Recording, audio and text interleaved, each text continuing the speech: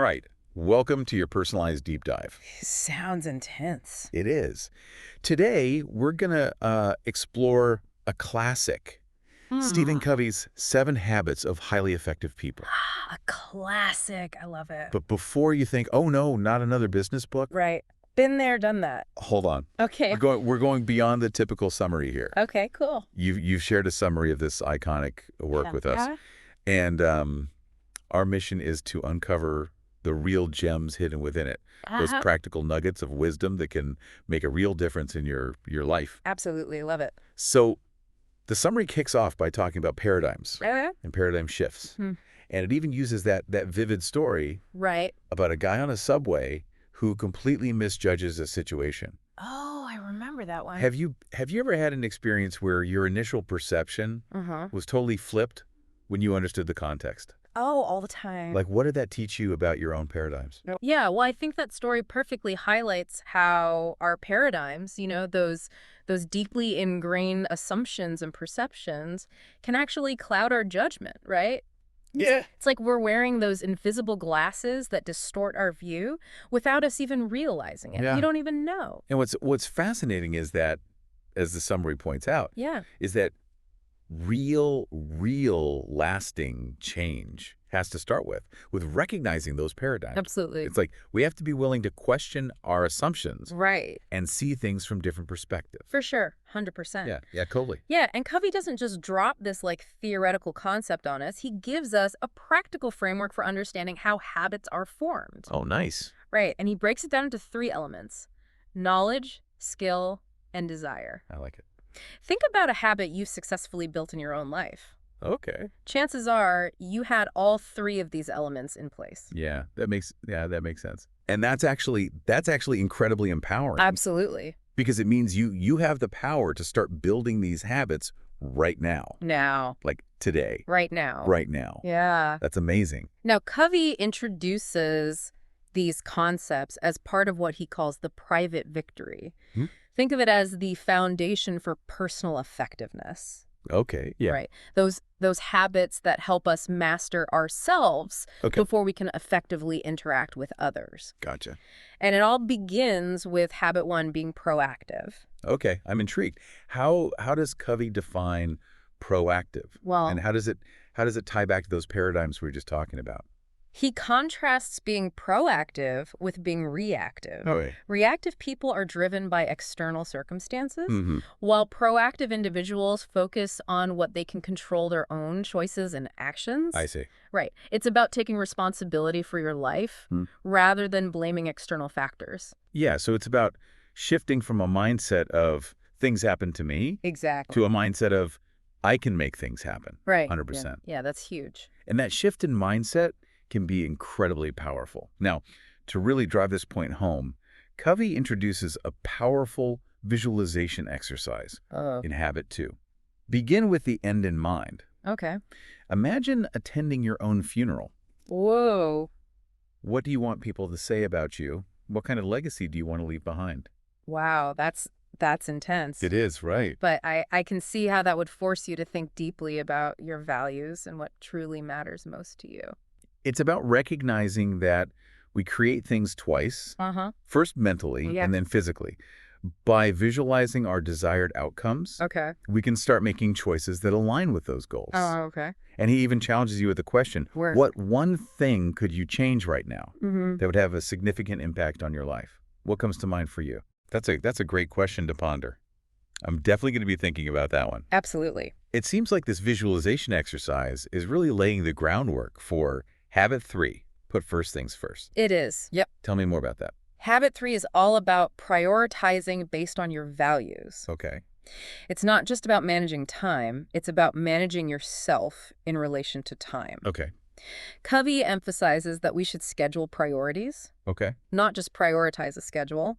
In our busy lives, it's so easy to get caught up in the urgent Right. and lose sight of what's truly important. Yeah, so true. We often find ourselves reacting to whatever's thrown our way Exactly. instead of proactively designing our lives based on what truly matters. Yes. It seems like these first 3 habits really are foundational. Mm. They're all about self-mastery and getting ourselves in order. Yes. before we can effectively interact with the world around us. Exactly. And that sets the stage for the next set of habits, those focused on building effective relationships, which is what we'll dive into next. Awesome. Can't wait. Now that we've explored those crucial first three habits, like the foundation of personal effectiveness, let's move on to what Covey calls public victory. Okay. This is all about mastering our interactions with others Yep. and building strong, effective relationships. Okay, sounds good. Ah. I'm ready to dive in. It seems like these next few habits are building on that solid foundation Yes. we've established with those first three. Exactly. So where do we start? Habit 4 is all about creating mutually beneficial outcomes Okay. in our interactions. Yeah. It's called Think Win-Win. Win-win, okay. And to illustrate this principle, the summary shares a story about a company president Oh, okay. struggling with a lack of cooperation among his employees. I remember that story. Yeah. The president was so focused on getting his employees to cooperate so they could increase profits, Exactly. but he wasn't considering their needs or perspectives. Mhm. It's a great example of how our paradigms can shape our interactions with others. 100%. And Covey emphasizes that win-win is not just a technique. Right. It's a philosophy, Oh, a way of approaching all of our interactions. interesting. He even breaks down 6 different paradigms of human interaction, Oh, wow. ranging from win-win to lose-lose. Okay. Think about your own interactions. Wow. Do you tend to approach situations with a win-win mindset, or do you sometimes slip into other paradigms like win-lose or lose-win? That's a great question to consider. Yeah. I think we all probably shift between these paradigms depending on the situation and the people involved. Right. But becoming more aware of these paradigms can help us navigate our interactions more consciously and Yes. effectively. Absolutely. Now, to truly achieve win-win outcomes, Yeah. we need effective communication. Makes sense. And that brings us to habit 5. Seek first to understand, then to be understood. This habit is all about listening with empathy, truly trying to see things from the other person's perspective before trying to make them understand our point of view. I think we're all guilty of this sometimes. Oh, yeah. Listening with the intent to reply rather than to truly understand. All the time. It's so easy to get caught up in our own thoughts and jump in with our own perspectives before we fully grasp what the other person is trying to communicate. Yeah. The summary really drives home the importance of empathic listening. Right. It's about going beyond just hearing the words. Yeah. It's about listening with your heart and trying to understand the emotions and underlying needs driving the other person's communication. It's a powerful skill to develop. I can imagine how truly listening to someone can build trust and connection, For sure. which can make it much easier to find solutions that work for everyone involved. Precisely. And that deeper understanding and connection can lead to something truly remarkable synergy, Right. which is the focus of habit 6. Okay, tell me more about synergy. Yeah. What is it? Yeah. And how does it relate to the other habits we've discussed? Synergy is about recognizing that the whole is greater than the sum of its parts. Okay. It's the magic that happens when different perspectives and strengths come together Right. to create something new and innovative. Yeah.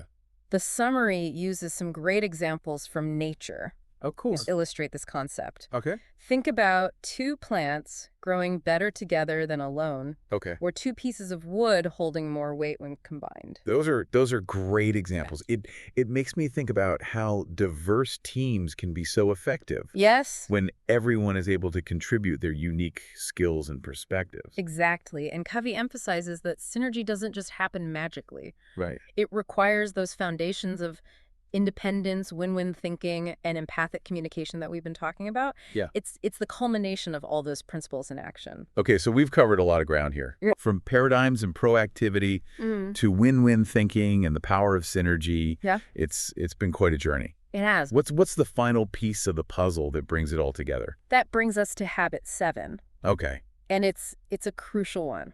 Sharpen the saw. Okay. It's all about continuous improvement and taking the time to renew yourself in all aspects of life. I love that analogy. That's a good one. The summary uses the image of a saw becoming dull. Right. If you keep using it without sharpening it. Yeah. It's such a powerful visual for how we need to invest in ourselves Yes. to stay sharp and effective in all areas of our lives. Exactly. And Covey breaks down this renewal into 4 dimensions: Oh, okay. physical, spiritual, mental, and emotional. I like it. Think about it this way. Yeah. You wouldn't expect a car to run smoothly Right. without regular maintenance. No. Right. Of course not. Well, the same goes for us. Yeah, that makes sense. We need to take care of our physical health through exercise, nutrition, and rest. We need to nurture our spiritual selves through meditation, nature, or whatever practices connect us to something bigger than ourselves. Yeah. And we need to challenge our minds through learning, reading, and new experiences. It's about creating a holistic approach to personal growth. Yes. It's not just about one area of our lives. Right. It's about nurturing all aspects of ourselves to become the best versions we can be. You got it. And what's really interesting is how habit 7 connects back to all the previous habits. Oh, well. For example, taking care of your physical health gives you the energy to be proactive. Right. Engaging in spiritual practices can help you clarify your values and live with purpose. And continuing to learn and grow mentally allows you to better understand and connect with others. So like a continuous cycle of improvement. It is. Each habit feeds into the others, Yeah. creating a powerful upward spiral of growth and effectiveness. Precisely. And that's why habit 7 is so crucial. It's the key to ensuring that journey of personal and interpersonal effectiveness is sustainable and fulfilling in the long run. We've really explored the depths of Covey's 7 habits, from shifting our paradigms to embracing synergy and sharpening our saws. We have. It's been an incredible deep dive. It has. What do you say? Absolutely. And as with any deep dive, we've only scratched the surface. Right. Covey's work is so rich with insights and practical strategies that you can continue to explore and apply to your own life. That's right. But before we wrap up, Yeah. I want to leave you with a final thought. Okay. Which of these 7 habits resonated most strongly with you? And what's one small step you can take today Yeah. to put it into practice? Good question. Remember, even the smallest actions Right. consistently applied Yes. can lead to significant transformation. So take a moment to reflect on what you've learned today and choose one habit to focus on. Start small, be consistent, and watch as the positive ripple effects spread throughout your life. That's it for our deep dive into the 7 habits. All right. We encourage you to continue exploring Covey's work and see how these principles can make a difference in your life. Great stuff. Until next time.